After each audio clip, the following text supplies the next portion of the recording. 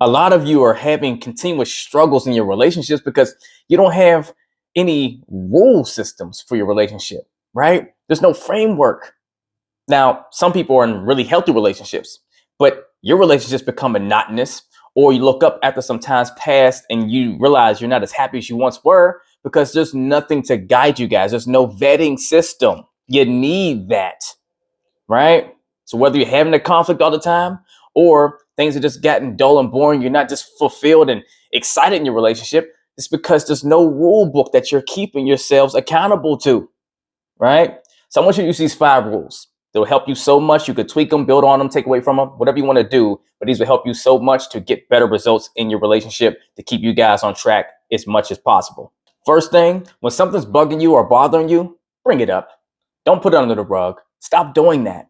Right. And I know first thing you're going to say is, well, I've tried saying something in the past, but it doesn't work. It doesn't matter. It's pointless. Or, I try to say something to him or to her and they just attack me or they get defensive and all these other things. Cool. Got you. Your partner does need to be embracing to what you're saying for you to want to be encouraged to say it. Otherwise, you get deterred and it becomes more of a pain to even speak up. Right. I get it. But silence is not the answer.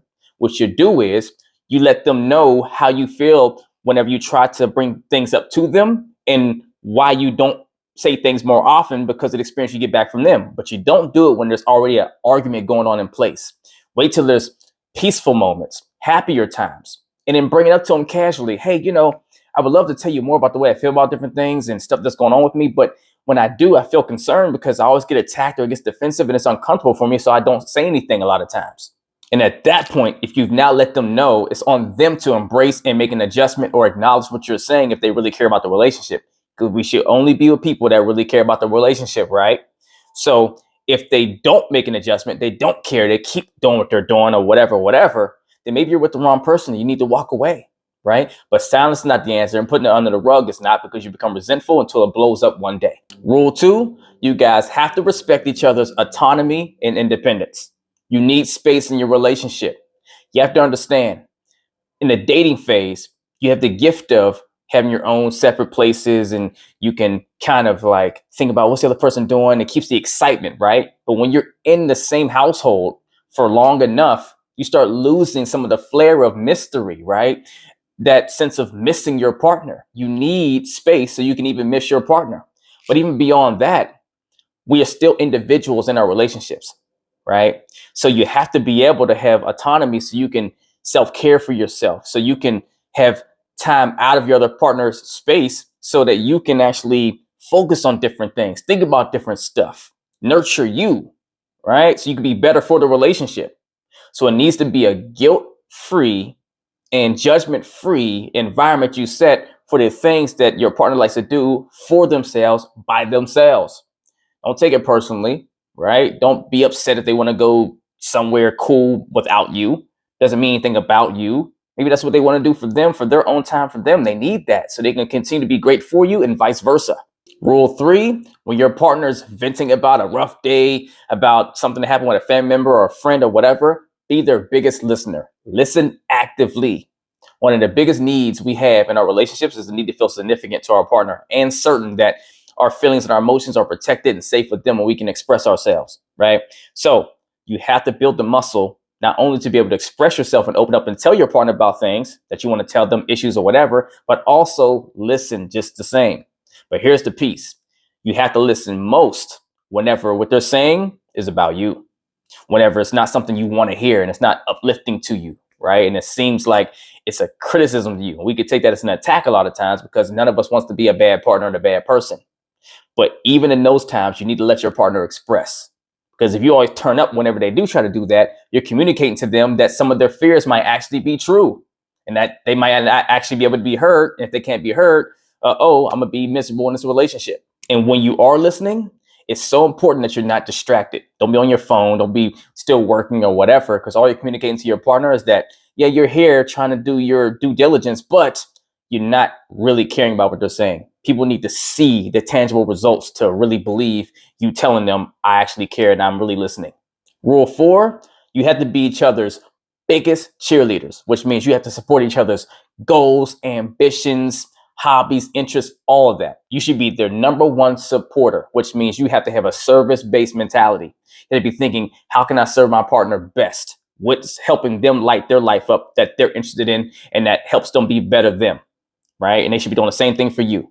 And don't give me that nonsense of, I would be that if they were doing it for me. When they start treating me that way first, I'll do it. Forget that. Be who you are designed to be. Be the partner that you want to be.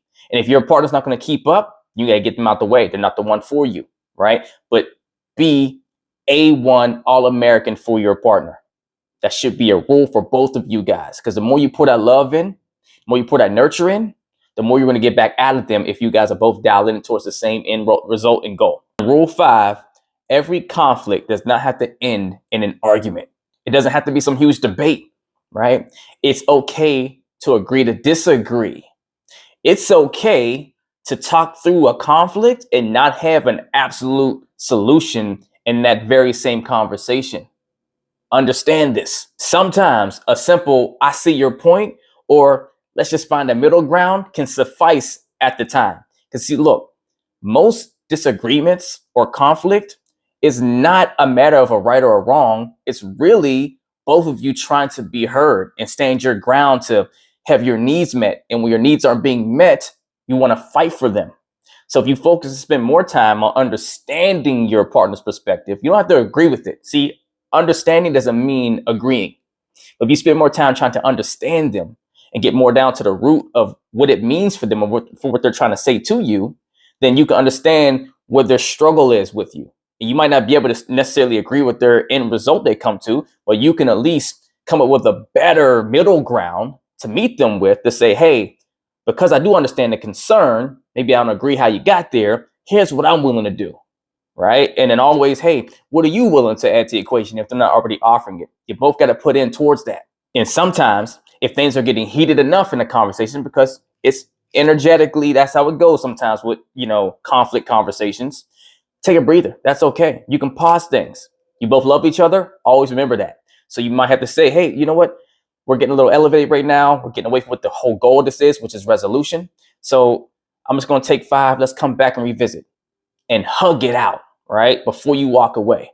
You don't even want to do it. I know, because you're upset with them, but it's always about the love. So you want to build the habit that we can go through the bouts, but it's still love at the end of the day, and we can still come together and end on a positive note. You guys set this as a framework for your relationship with these 5 rules to start off with. And like I said, tweak them the way you want to tweak them, take something away, add something to it, whatever. Make it specialized to your relationship. And it's going to be a game changer to keep you guys on track or getting you on track in the first place.